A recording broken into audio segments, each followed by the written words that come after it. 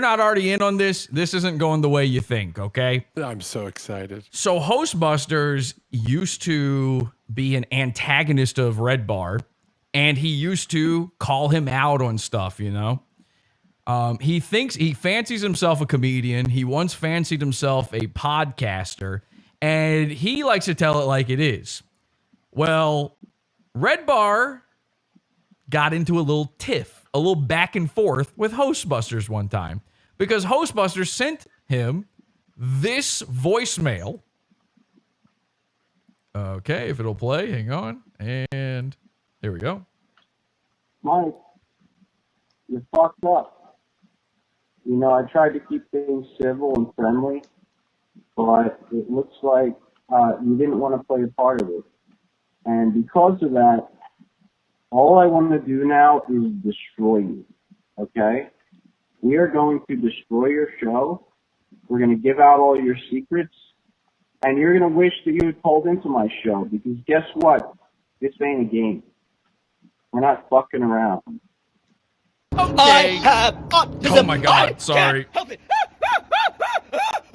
So I don't know how well you can understand that, but Heeb's losing it. Sounds familiar. I've heard that before. Yeah, we've heard a lot of that recently, actually. So Heeb was accused of sharing underage pornography of Redbar's wife. He sends that voicemail. It's a whole thing. It's a knockdown, drag-out fight. It's the most embarrassing moment of his life until today. And Heeb decides to do an about-face, a heel turn. And he becomes a Redbar super fan. Don't believe me? I can't find a single video of Heeb covering any hosts and making fun of them. Certainly not Redbar. But I did find this one right here. Check this out.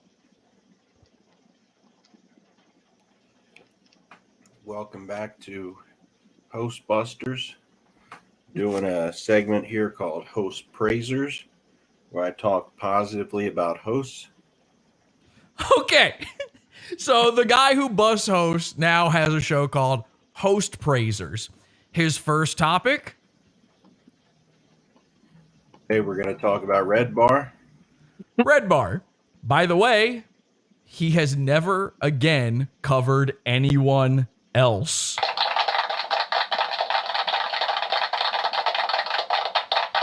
Now, we've spoken a lot to Hostbusters over the past couple weeks, and maybe even a month now, and every single time you talk to him, the conversation, no matter what it's about, always loops back to Redbar. Part of his brain damage is that the circuits inside his brain, the worm eating his brain cells, it's an Ouroboros of Redbar. It always is it's a treadmill. You're not going anywhere. It doesn't matter how far you walk, Redbar's right behind you there. And the second you take a break, he's back on it. So here he is, Redbar roast, praising Redbar. He always tries to raise the bar visually, tries to make things interesting to look at. Yeah, for years it was just a TV behind him. Okay, sure. He has a better set than a lot of TV shows out there. What an image. I mean, yeah, one, perfectly illustrated. but also, listen, it's good for the internet. Better than TV show. Are you insane? This is how desperate he is to be nice to Redbar. This is Dipe Beastery, okay? Really, really examine this because this is all of them. This is all of them. When they're sitting there photographing their dogs, this is who's doing it.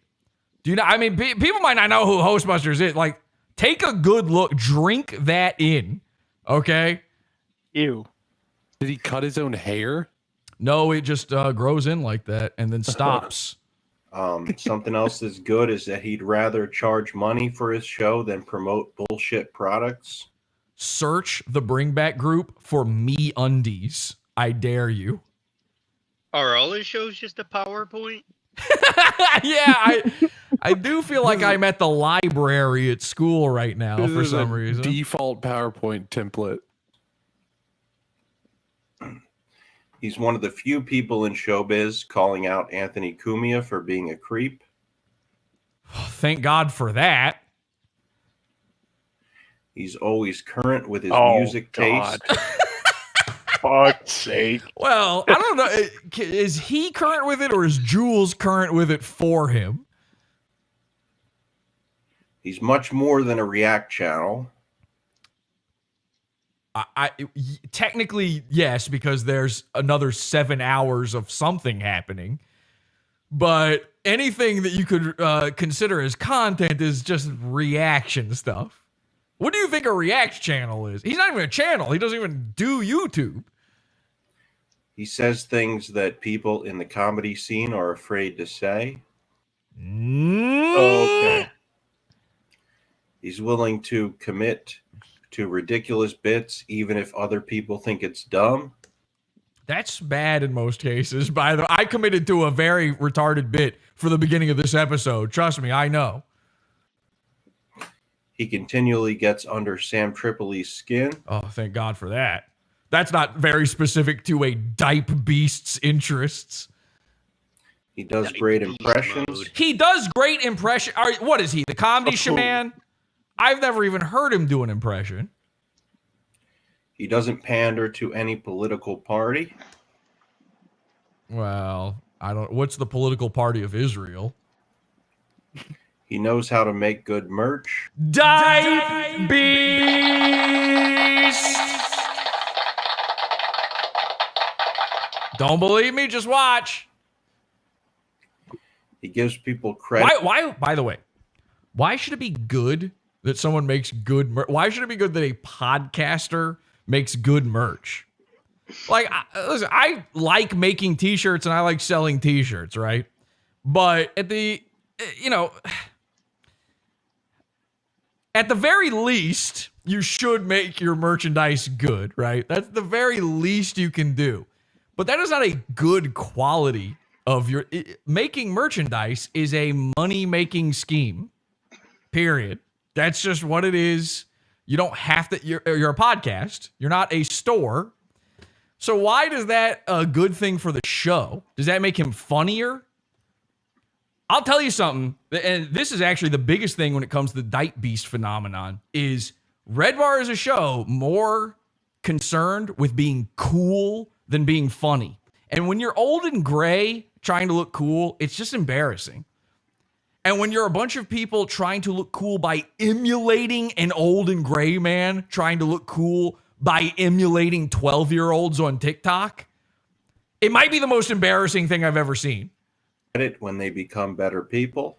This is hopeful. This is wishful thinking on his own part, I believe. Okay, now I'm getting mad. He uses professional cameras and even has a dolly shot. No, he doesn't. And also copying. Boo, boo, boo. This is not a dolly. The way this works, the RoboCam, which, by the way, I premiered on the show months before Redbar had a dolly shot. It's not a dolly. A dolly is on a track. You have to move it. It's got to be on wheels to be a dolly. You think Jules is sitting there going like this? I mean, maybe you do. Millhip used to think that Kelsey was my cameraman. He thought that she was sitting there moving the camera around, which, by the way, would be more like this with my camera. It's not a dolly. Let me tell you what he did. He saw Podawful's RoboCam. Podawful's RoboCam is a patented special thing. No one else has what I have, I promise you. Okay? I'm not going to explain it further than that, but I'll tell you what it's not. It's not a $150 Amazon slider, because that's what he's using. You can buy this thing. It might be a little extra for the motor, and you can put it on a tripod, and you put your camera on it, and it just slides back and forth on a little track. Okay? Not a dolly track. This is a device on top of a tripod. That's what he's using. It's also what every Twitch e-thought is using. So when he went to go, when he looked up, when he had to Google how does Podawful do his RoboCam? Probably the closest he could find were the Twitch girls who just, you know what they do? This is so gross to me. I hate this. Okay. There are Twitch streams. I don't know if you guys have ever seen these where the whole time the camera's doing this. Watch this. So imagine the whole show, not just a few shots, not just here and there. Your whole stream is just you getting seasick because the camera is just slowly going back and forth. And we're just sitting here. And all I'm doing is sitting here collecting bits from you. Oh my God, thank you. Ching, ching, ching, ching, ching, ching. And you're sitting there going, I don't know. This doesn't make it any easier for me to masturbate to this woman. What is the point of this camera? It's a fucking $130 slide. You can go buy one right now. Go to Amazon, type in camera. I think it's called a slider. Okay. That's what he's using. And by the way, it's behind his other camera. Do you know how embarrassing that is? So like when the camera slides, so when it slides, but you can see that mine's moving in 3D space here. That's how you know it's not one of these things I'm talking about. But when it slides back, all of a sudden it's behind his other camera. So you're seeing the camera in shot. There could be no more rookie a move than that. Like, why were you filming the LCD screen of your other camera? It makes no sense. And it's fucking, remember, Jules is the producer and host of the show. She's the one choosing these shots. You don't want Jules choosing the shots. Jules is not awake. You know why Jules isn't on camera? Because you would see her zonking out every once in a while. You think it's bad with Mike? Jules is sitting there vaped up on hep balls, something, goofing up on vape juice. And she's probably scrolling TikTok on her phone during the middle of the show. Now imagine the entire episode. I just do it like this. You're just constantly moving. It's like you're on the Staten Island ferry right now. That makes it easier to Stands masturbate up. to. Oh, well, okay. Well, that's kind of nice, actually. For his wife when she's attacked, unlike the host of Steel Toe. Oh, yeah? I'm going to murder Jules.